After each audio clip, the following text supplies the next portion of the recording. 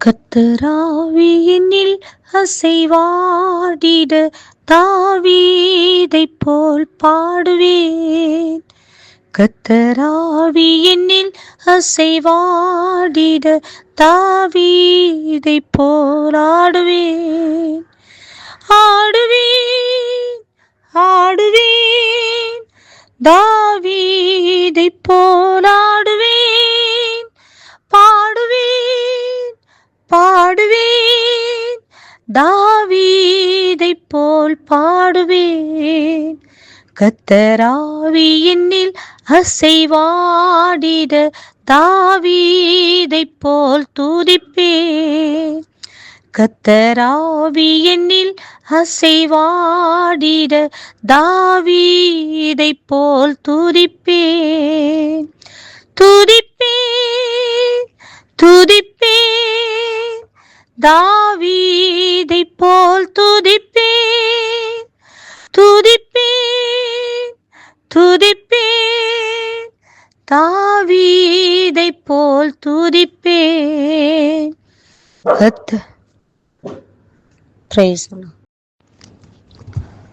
கர்த்தருடைய பரிசுத்த நாமத்திற்கு ஸ்தோத்திரம். எசேக்கியாவின் புஸ்தகம் 2வது அதிகாரம் 1 முதல் சில வசனங்கள். அவர் என்னை நோக்கி, மனுபுத்திரனே, உன் காலூன்றி நில், உன்னுடனே பேசுவேன் என்றார். இப்படி அவர் என்னோடு பேசும்போது ஆவி எனக்குள் வந்தது, என்னை காலூன்றி நிற்கும்படி செய்தது.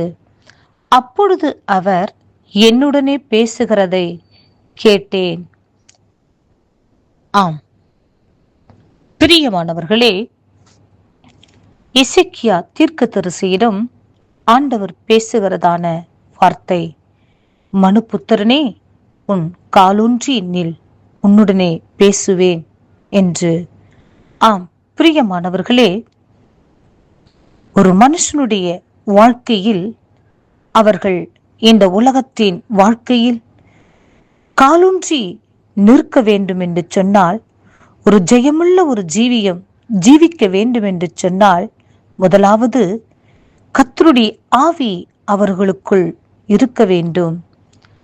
ஆம், அப்போதுதானே இந்த உலக வாழ்க்கையிலும், ஊழியத்தின் பாதையிலும், நம் குடும்ப வாழ்க்கையிலும், சகல காரியத்திலேயும் சாட்சிகளாய் இருப்பீர்கள் என்று சொல்லி வேதத்திலே நாம் வாசித்து நாம் தியானிக்கிறதை பார்க்கின்றோம்.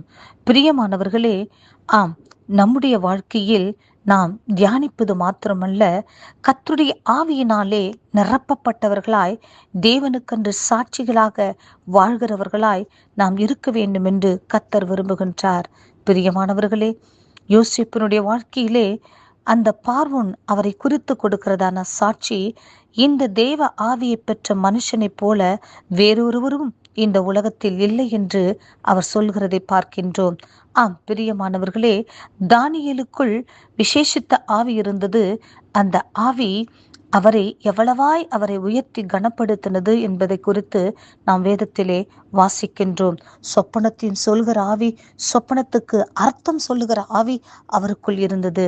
ஆம், பிரியமானவர்களே, சிங்கத்தின் கெபியில் போட்ட போதும் அந்த சிங்கம் சேதப்படுத்தாதபடிக்கு அவர் சிங்கத்தின் கிரிகளை அழித்து ஜெயமாய் வெளியிலே வரைவத்த அந்த விசேஷித்த ஆவி அவருக்குள் இருந்தது.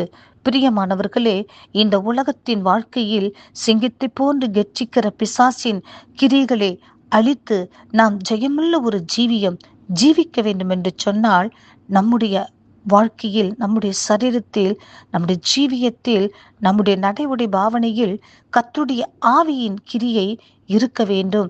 கர்த்தருடைய ஆவியினாலே நாம் நிரப்பப்பட வேண்டும். அப்போதுதானே நாம் இந்த உலக வாழ்க்கையில் காலூன்றி நின்று ஒரு ஜெயமுள்ள ஜீவிக்க முடியும் என்று சொல்லி கர்த்தர் நம்மோடு கூட இடைபடுகின்றார். கர்த்தருடைய வார்த்தையை விசுவாசித்து கர்த்தருடைய ஆவி அபிஷேகத்திற்காக நாம் அனுதினமும் தேவ சமூகத்தில் கெஞ்சி கதறி கர்த்தருடைய ஆவியினுடைய வல்லமையை பெற்றுக்கொள்வோம். பரலோக ராஜ்யத்திற்கு பங்காளிகளாக மாறுவோம். கர்த்தர் இந்த வார்த்தையை ஆசீர்வதிப்பாராக. ஆமேன். அவர்கள் ஒரு ஜெயமுள்ள ஜீவிக்க முடியும். பிரியமானவர்களே, இந்த உலக வாழ்க்கை எப்படிப்பட்டது என்று சொல்லி 6வது வசனத்தில் நாம் வாசிக்கின்றோம். மனுபுத்திரனே, நீ அவர்களுக்கு பயப்பட வேண்டாம், அவர்கள் வார்த்தைகளுக்கும் அஞ்ச வேண்டாம். நெரிஞ்சல்களுக்குள்ளும் முள்ளுகளுக்குள்ளும் நீ தங்கி இருந்தாலும், நீ தேள்களுக்குள் வாசம் பண்ணினாலும், நீ அவர்கள் வார்த்தைகளுக்கு பயப்படாமலும் அவர்கள் முகத்துக்கு கலங்காமலும் இரு. அவர்கள் கலக வீட்டார். ஆம் பிரியமானவர்களே, ஆண்டவர் மிக தெளிவாய் சொல்கிறதான வார்த்தை, நீ நெரிஞ்சல்களுக்குள்ளும் முள்ளுகளுக்குள்ளும் தேள்களுக்குள்ளும் வாசம் பண்ணினாலும் என்று சொல்கின்றார். ஆம் பிரியமானவர்களே, நெரிஞ்சல்களைப் போன்று குத்துகிற, முள்ளுகளைப் போன்று குத்துகிற, தேள்களைப் போன்று கொட்டுகிற மனுஷர்கள் மத்தியில் இந்த உலகத்தில் நீ வாழ்ந்தாலும் அவர்களுக்கு நீ பயப்படாமலும் கலங்காமலும் அவர்கள் முகத்துக்கு அஞ்சாமலும் இரு என்று சொல்கின்றார். அவர்கள் கேட்டாலும் கேளாவிட்டாலும் நீ என் வார்த்தைகளை அவர்களுக்கு சொல்லு என்று சொல்லுகின்றார். ஆம் பிரியமானவர்களே, இப்படிப்பட்ட ஆவிகளின் மத்தியில் இந்த உலகத்தில் நாம் வாழ்ந்து கொண்டிருக்கின்றோம். இப்படிப்பட்ட வாழ்க்கை நாம் வாழ்ந்தாலும், இப்படிப்பட்ட பொல்லாத ஆவிகளின் கிரியைகளின் மத்தியில் நாம் ஜீவித்தாலும், அவைகள் நம்மை ஒன்றும் செய்யாமல் இருக்க வேண்டும் என்று சொன்னால், முதலாவது கர்த்தருடைய ஆவி நமக்குள் இருக்க வேண்டும். ஆம் பிரியமானவர்களே, கர்த்தருடைய அபிஷேகம் நமக்குள் இருக்க வேண்டும். ஆம், கர்த்தருடைய ஆவியினுடைய அபிஷேகம் சகல நுகத்தையும் முறிக்கும். நமக்கு விரோதமாக போராடுகிற பொல்லாத வல்லமைகளை முறியடிக்கும். பிரியமானவர்களே, அப்போஸ்தலர் நடபடிகள் 1ஆம் அதிகாரத்தில் வாசிக்கின்றோம், பரிசுத்த ஆவி உங்களிடத்தில் வரும்போது நீங்கள் பலனடைந்து எருசலேமிலும் யூதேயா முழுவதிலும் சமாரியாவிலும் பூமியின் கடைசி பரியந்தமும் எனக்கு